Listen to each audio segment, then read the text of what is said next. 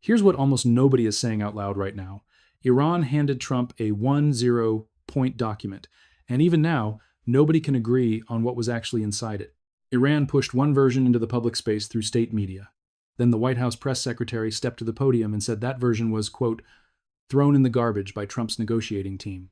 And then Trump himself took the same proposal, called it a workable basis for negotiation, and announced a 2-week ceasefire just hours before his own deadline expired. That was the same deadline Trump had escalated publicly on Truth Social, warning that, quote, a whole civilization will die tonight if Iran did not comply.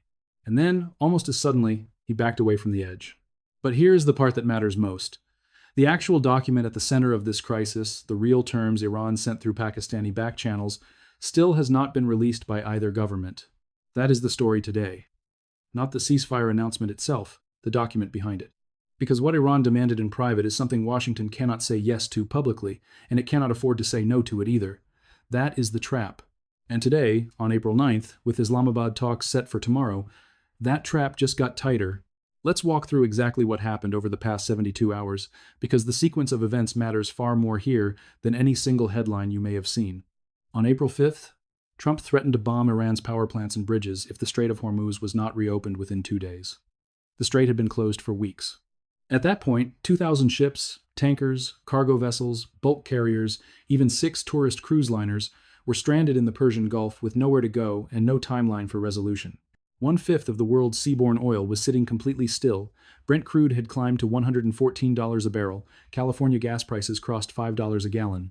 The economic pressure was not landing only on Iran. It was hitting American consumers directly at the pump. And that matters enormously for understanding who needed a deal more urgently. The International Energy Agency voted to release 400 million barrels from emergency reserves just to stabilize global supply. That decision tells you how serious the strain had become. The U.S. had quietly suspended its own embargo on Russian oil tankers in Asia to keep global energy moving. Washington was making concessions to Moscow quietly just to manage the Hormuz crisis. On April 6th, indirect talks began in Islamabad, mediated by Pakistan.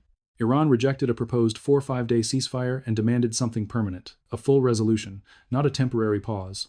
Iran's 10-point plan arrived at the White House through Pakistani intermediaries. Trump's public response that day, significant step, but not good enough. That was his stated position on April 6th. Then something shifted quietly, completely out of view of cameras and press briefings. Something changed in the back channel between Washington and Thrawn overnight. By the evening of April 7th, Trump posted on Truth Social that the U.S. had received Iran's proposal and now considered it workable. Hours later, minutes before his own deadline, he announced a ceasefire. The Financial Times, citing 5 separate people familiar with the diplomatic back channel, reported that it was Trump's team asking for a ceasefire as early as March 21st. Read that again carefully. The side, publicly threatening to end Iranian civilization, was privately requesting a pause for weeks before Thrawn finally agreed to give them one. That single fact reframes everything else you're about to hear in this video. It tells you who actually held leverage in this negotiation. And it was not the side with the carrier fleet. So what is actually inside Iran's 10-point plan, the version Washington called unserious, but which Thrawn insists is the real foundation for tomorrow's talks in Islamabad? Here is what we know from the version Iran published through state media, the one Iranian officials are treating as the legitimate working document regardless of what the White House says. Point 1. A formal U.S. commitment to non-aggression toward Iran. Not a temporary ceasefire window, not a pause in strikes. A binding structural guarantee that America will not attack Iran. Point 2. Iranian control over the Strait of Hormuz. Ships pass through in active coordination with Iranian armed forces. Iran does not simply reopen the waterway. Iran becomes its operating authority. Point 3. Full acceptance of Iran's right to uranium enrichment. Not a cap on enrichment levels, not a centrifuge freeze, but recognition of the nuclear program as a permanent reality. Point 4. The complete lifting of all primary and secondary sanctions against Iran. Sanctions built up and layered across roughly 45 years of American foreign policy going all the way back to 1979. Point 5. War reparations for reconstruction costs. Iran wants damages paid by the United States and its allies. No figure has been publicly stated by either side in the negotiations so far. Points 6 through 10 address broader regional de-escalation, Lebanon, Hezbollah, and a comprehensive settlement across the full Middle East theater, not just the bilateral U.S.-Iran conflict. Now, here's the detail that makes this situation genuinely unlike anything in recent American diplomatic history, and the reason this story matters beyond the headlines. The White House says Iran's published 10-point plan is not the real document Trump agreed to. Iran's officials insist the published plan is exactly what they submitted and what was accepted. Pakistan's prime minister said the ceasefire covers Lebanon. Trump said Lebanon is a separate skirmish, not included. Two governments signed something this week and cannot agree on what it says.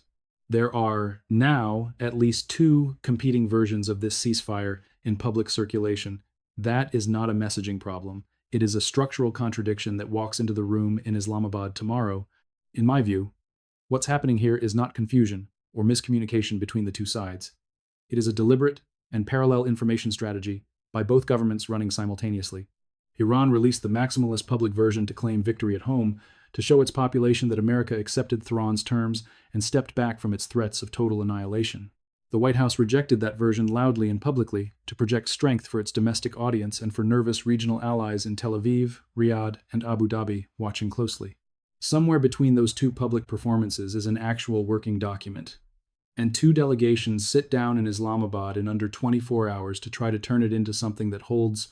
The real question is not whether Iran's published demands are acceptable to Washington. Several of them clearly are not, at least not in the form Tehran chose to state them publicly. The real question is what Trump already conceded in private to get Iran to agree to a ceasefire before his own deadline expired, because that deadline was a public test of credibility. The clock ran out without Iran blinking first. That is a fact that every government watching this negotiation has already noted and is quietly factoring into its own strategic calculations. Drop a comment right now and tell me, do you think the Islamabad talks hold together tomorrow, or does this ceasefire collapse before the 2 weeks are even halfway through? And hit like before you keep watching. It takes 2 seconds and it helps this reach people who need real analysis before the next headline changes everything again.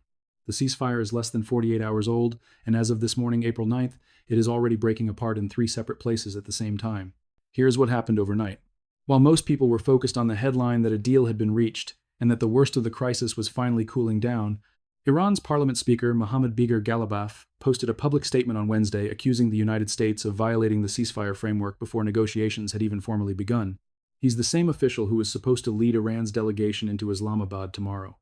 And he did not say Iran was walking away, but he said something almost as consequential as that. He called the ceasefire, in his own words, unreasonable, given what he described as 3 documented violations committed by the US and Israel within hours of the agreement being announced. Violation 1. Israel continued striking Hezbollah targets in Lebanon after the ceasefire was announced. Iran says Lebanon was explicitly covered by the agreement. Washington says it was never included. Violation 2.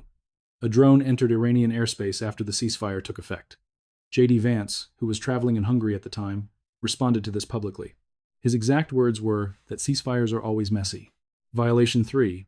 The White House publicly reaffirmed that Iran's right to uranium enrichment is not on the table at all, which Ghalib says directly contradicts Clause 6 of the document Trump called workable. So within 24 hours of the ceasefire announcement, the man leading Iran's negotiating team had publicly declared the framework already broken in 3 separate and specific areas before talks began. And yet Ghalib stopped just short of canceling the talks in Islamabad. He called them unreasonable, but did not formally withdraw Iran's participation. That distinction matters more than the rhetoric around it. What it tells you is that Iran wants to be in Islamabad tomorrow, but it also wants to walk in as the aggrieved party, the side operating under protest, with 3 documented violations already on the record. That is not a miscommunication. That is a deliberate negotiating posture, and a very effective one. Iran arrives at the table already holding a list of American failures before the first session even opens. Now, let's talk about the Strait of Hormuz, because what is actually happening there right now is not what Washington has been describing in its public statements this week. The White House said the strait is, quote, open and safe. Trump posted on Truth Social that ships are moving freely. The administration framed the situation as resolved by American pressure, working as intended. Here is what the ship tracking data actually shows as of April 9th. In normal conditions, roughly 135 ships cross the Strait of Hormuz every single day without disruption. On Wednesday, the day after the ceasefire was announced, exactly 3 ships were observed leaving the region, according to Bloomberg vessel tracking data. 3. More than 800 freighters remain stuck inside the Persian Gulf right now, most of them waiting to exit with no confirmed timeline for when conditions will allow it. The International Maritime Organization puts the total number of stranded vessels across the broader region at over 2,000, including tankers, bulk carriers, and 6 cruise liners, with passengers still aboard. Shipping executives told CNBC this week they have received zero guidance from Iranian authorities on how transit during the ceasefire period is actually supposed to work in practice. One executive said directly, "We are not in contact with the Iranian authorities. The most important thing for us is the safety of our crew. If we decide to transit, we need absolute guarantees, and we do not have them." Here's the dimension of this story that has not received enough coverage in mainstream reporting, and that changes the entire frame of what Iran is actually trying to accomplish at the negotiating table. Iran has not simply blockaded the Strait as a wartime tactic. It has built a functional revenue system around controlling access to it. And that system did not pause when the ceasefire was announced. Since mid-March 2026, the IRGC has been charging ships up to $2 a million per vessel to pass through the Strait. Payment is required before transit is permitted, not after. The system was formally written into Iranian parliamentary legislation on March 30th under what Tehran officially calls the Strait of Hormuz Management Plan. It is now law. The detail that makes this structurally different: Iran is not accepting dollars for these tolls. It is taking Bitcoin and Chinese yuan routed through Conlin Bank via China's CIPS system. CIPS is China's direct alternative to SWIFT, a parallel financial rail that sits entirely outside American jurisdiction and cannot be blocked by U.S. Treasury action. According to the Financial Times, tankers must email cargo details to Iranian authorities, who levy a toll of approximately $1 per barrel and instruct crews how to settle the fee in digital assets. Analysts estimate the system could generate up to $20 million per day from oil tankers alone and over $600 million per month if LNG vessels are included at full volume. Think about what that architecture means structurally going forward. Iran has built a revenue mechanism that operates outside the US dollar, outside SWIFT, and outside American sanctions reach entirely. The traditional American pressure toolkit, freeze accounts, block transactions, cut off dollar access, has a structural gap here that Iran has deliberately located and exploited. In my view, this is not a crisis improvisation Iran will abandon once a deal is signed. This is a preview of what Tehran intends the post-war Strait of Hormuz to look like permanently, a choke point that functions as Iranian-managed infrastructure, generating revenue in currencies and systems the United States cannot freeze or intercept through existing financial tools. That is why Hormuz and enrichment are not two separate items in Islamabad. They are the same question in two different forms, both about whether Iran exits this war with leverage that cannot be sanctioned away. Now, let's put the nuclear dimension directly on the table, because that is where the hardest collision in Islamabad will happen tomorrow morning, and possibly where the entire framework falls apart. The White House position going into Islamabad is stated without ambiguity.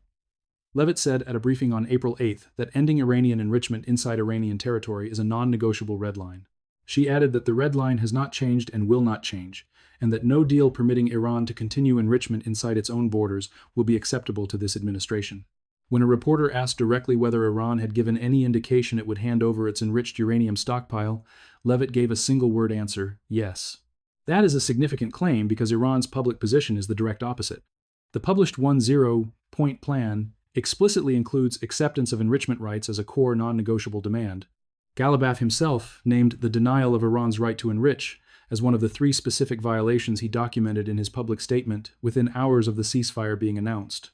Either Leavitt has private channel information that directly contradicts everything Iran is saying publicly, or both sides are walking into the same room tomorrow with incompatible versions of what was agreed. The IAEA confirmed in February 2026 that Iran holds close to 1,000 pounds of highly enriched uranium, enough material for multiple nuclear devices if processed further. Breakout time is now measured in weeks. Both delegations walk into Islamabad with publicly stated enrichment positions that cannot both be true. That is not a starting point for a deal. That is the negotiation's most likely breaking point. Here is the detail that changes the entire power map of this negotiation, and almost no mainstream outlet has connected it properly yet. The country that actually delivered Iran's agreement to the ceasefire was not the United States. According to Bloomberg, confirmed by the White House itself, it was China. Trump credited Beijing directly. The White House said China's role in securing the truce took place at the top levels of both governments, meaning Xi Jinping was personally involved. Iranian officials privately credited a last-minute push from Beijing with convincing Tehran to accept the deal in the final hours before Trump's Tuesday deadline expired. Think about what that means structurally. America needed its most significant strategic rival to deliver the ceasefire that 6 weeks of military strikes could not produce on their own. Wang Yi made 26 phone calls to parties in this conflict: Iran, Israel, Russia, the Gulf states. That is not background diplomacy. That is active power brokering that shifts who holds influence in this region. China did this while providing the financial infrastructure that let Iran survive American pressure. Clan Bank, the CIPS system, yuan-denominated oil trade running at record volumes throughout the war. In my view, Washington and Beijing reached a quiet alignment at the highest level. America needed the war to stop before economic pain became politically unmanageable domestically. China needed the Strait of Hormuz open to protect its own energy supply chain. Roughly 40% of China's imported oil moves through that waterway under normal operating conditions. They acted on aligned interests without public coordination, without a joint statement, in a way that left Pakistan holding the visible credit while China held the actual leverage that mattered. That alignment is now an invisible presence in Islamabad. Iran has Beijing's backing. Washington needed Beijing to get here. That dynamic does not disappear when the delegations sit down on Friday. Now, let's look at what is happening inside the United States, because the domestic political pressure on this deal is coming from a direction that most international coverage is missing entirely. Lindsey Graham is one of Trump's most reliable Senate allies. He backed military action against Iran throughout this conflict. This week, he called the ceasefire negotiating document, in his own words, troubling. Graham called for a full congressional review of any final deal, explicitly comparing it to the process used to examine the Obama nuclear agreement with Iran back in 2015 under the Iran Nuclear Review Act. He said he wants Vance, Widoff, and Kushner to appear before Congress and explain in detail exactly how the negotiated terms meet American national security objectives going forward. Graham's position on Iran's uranium stockpile was stated with zero ambiguity.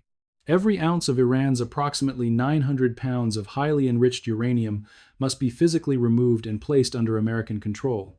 His phrase was the Libyan model, where Gaddafi surrendered his weapons program in 2003. Iran has studied that case. Gaddafi disarmed. 8 years later, he was removed from power by a Western-backed uprising. Thrawn does not view the Libyan model as a disarmament framework. It views it as a regime change roadmap, which means Graham is publicly demanding something Iran considers existentially threatening. Graham is not alone on this. Multiple Republican senators raised concerns this week. The midterms are approaching. No Republican wants to be publicly associated with a deal that later enables an Iranian nuclear weapon. Trump's position is constrained in multiple directions at once. He cannot sign a deal Senate hawks will publicly destroy. He cannot walk away without triggering the economic damage the ceasefire was meant to stop. And he cannot physically remove Iran's enriched uranium without Iran's voluntary cooperation, which Thrawn has given absolutely no public indication it is prepared to offer on any terms currently on the table. Now, let's look at the region, because the countries most affected by whatever emerges from Islamabad are already making moves that reveal exactly how much confidence they actually have in the outcome. Israel formally endorsed the ceasefire, but Netanyahu's opposition immediately called it a diplomatic disaster. Lapid said Netanyahu failed to meet a single strategic goal he had publicly set for this conflict. Avigdor Lieberman warned that any agreement without Iran giving up enrichment, ballistic missiles, and regional proxies just sets conditions for a harder war fought later under worse circumstances. Israel kept striking Hezbollah and Lebanon after the ceasefire. Those strikes triggered Iran's claim the framework was already violated, which led Galaba to call the talks unreasonable before they had even started. Israel is not in the Islamabad room. It was not part of the ceasefire text, but every Israeli military move in Lebanon over the next 2 weeks directly determines whether Iran walks out without Israel being present. Saudi Arabia and the Gulf states are alarmed, far more than their public statements reveal. 6 Gulf producers shut in 7.5 million barrels per day of crude output during March alone due to Hormuz disruption. That production shutdown represents real economic damage to countries whose entire fiscal model depends on oil export revenue flowing freely through the same waterway Iran now controls. The ceasefire announcement dropped Brent crude 13% in one session from an honor tweet to around $95, the biggest single-day decline since April 2020. But oil is still $30 above pre-war levels from February 27th. The Gulf states need the Strait open under established international rules, not managed by Iran's military with tolls paid in Bitcoin before each transit can be authorized by the IRGC. Iran's foreign minister called his Saudi counterpart this week. Saudi state media confirmed the FM also received calls from Qatar, UAE, Jordan, and Turkey. None of those readouts mentioned the substance discussed. That silence is deliberate. Gulf monarchies will not oppose a ceasefire that stopped missiles near their infrastructure, but they will not endorse a permanent Iranian toll booth over their export routes either. What is emerging is not a peace agreement. It is a pause in a conflict where every party holds positions incompatible with every other party, and where private terms may be wider than the framework can actually bridge. Here's the number nobody in the White House wants to say out loud, and that explains everything about why Trump had no way out of the ceasefire. 40 days of strikes have already cost an estimated $22 to $31 billion in direct operational costs, according to the American Enterprise Institute and a former senior Pentagon budget official's assessment. The Center for Strategic and International Studies puts the daily burn rate at approximately $500 million every single day for 40 days straight. The Pentagon is already requesting a $200 billion supplemental budget from Congress. The first 6 days alone cost $11.3 billion, according to official Pentagon briefings on Capitol Hill. And here is what that $45 billion produced. A 2-week ceasefire, a document nobody agrees on, and talks in Islamabad tomorrow where Iran controls the public narrative. The war started February 28th. Cam was killed on day 1. Iran's nuclear facilities were struck. More than 90 Iranian vessels were destroyed. By every conventional military metric, serious damage was done. And yet on April 9th, 40 days later, Iran sits at the table demanding enrichment rights, Hormuz control, full sanctions removal, and war reparations paid by Washington. That gap between what $45 billion of military action achieved and what the diplomatic outcome looks like is the central story of where things stand today. Iran expert Trita Parsi wrote in Responsible Statecraft on April 8th that Trump's failed use of force has blunted the credibility of American military threats, introducing a new dynamic into U.S.-Iran diplomacy. His full point was direct. Washington can still rattle its saber, but after a failed war, such threats ring hollow.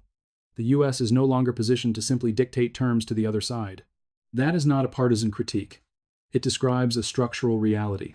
What happens when the most powerful tool in a country's arsenal is used, absorbed, and survived without political capitulation by the other side? The threat of overwhelming military force was America's ultimate card in this negotiation. That card has been played, and the ceasefire terms suggest it did not deliver the political outcome Washington sought. Let's walk through the 3 realistic paths forward from Islamabad, because each one leads somewhere fundamentally different for the region and for American credibility. The first path is a genuine agreement. It requires Iran to accept verifiable constraints on its uranium stockpile and Hormuz access without IRGC toll collection and crypto, becoming a permanent architecture. It also requires Washington to offer real sanctions relief and security guarantees, and some recognition of Iran's right to a civilian nuclear program, exactly what the White House has publicly said it will not do. The Arms Control Association, publishing April 4th, noted a key technical detail that changes the weapons readiness picture. Iran's 900 pounds of enriched uranium is in fuel assembly form, not weapons-ready gas. Israel destroyed Iran's uranium conversion facility during last June's strikes. Rebuilding it takes time and would be immediately visible to IAEA inspectors who are still operating inside Iran. This means the real breakout timeline is longer than the raw stockpile implies. A deal keeping inspectors active and the conversion facility unbuilt provides real verification without demanding full enrichment surrender. That is a framework experienced arms control negotiators can work with. The question is whether Trump has political room to accept it, given what Graham and the Senate hawks have demanded publicly. The second path is a ceasefire that holds 2 weeks, but produces no lasting agreement. Both sides use the pause to reposition. Then, the window expires, and everyone returns to the same confrontation. But now, the economic cost of a second Hormuz closure is fully priced into every government's planning horizon, making the next round structurally more damaging than the first. This path requires no difficult decisions from anyone. It just requires both sides to keep talking past each other for 14 days, which the first 48 hours of the ceasefire suggests is entirely within reach. The third path is the one nobody wants to name publicly, but that Galab's Wednesday statement already pointed toward. The ceasefire collapses. The Islamabad talks fail, military operations resume, and everything that made the first 40 days damaging becomes worse in round 2. Because Iran proved it can survive American strikes, the Hormuz toll system is built, and the crypto payment rails are operational. None of these 3 paths is cost-free for either side. The direction each takes is being shaped right now, in Islamabad, Washington, Tel Aviv, and Beijing before most people watching know what is being negotiated. Here is the broader frame that explains why this story matters far beyond a 2-week diplomatic window and a single ceasefire agreement. What is happening between the US and Iran is a stress test of the entire architecture of American power in the Middle East, the assumption that military dominance plus financial sanctions can shape regional outcomes. The last 40 days produced something that architecture was not supposed to allow. A country absorbed intensive strikes, kept its government functioning, maintained its proxy network across the region, built a crypto toll system on a critical global waterway, and then negotiated a ceasefire on its own terms while the other side needed China to deliver the agreement. That does not mean American power is broken. It means the tools used here produced a gap between military success and political success. A gap that has rarely been this visible in recent American foreign policy. Iran today holds enrichment capacity, Hormuz leverage, Chinese financial backing, and a ceasefire it can frame as victory at home. That combination of assets does not vanish when delegations enter the room in Islamabad. The talks are not just about uranium or shipping lanes. They're about whether Washington can build diplomatically what the military did not, and whether Trump has room at home to accept what a durable deal requires. 2 weeks from now, the picture will be clearer, and the shape of that answer will define American credibility in the Middle East, not just with Iran, but with every government in the region drawing its own conclusions. Drop a comment. What do you think comes out of Islamabad? A real deal, a collapse, or something in between? Subscribe if you're not already here. When the next development breaks, this is where the analysis will be.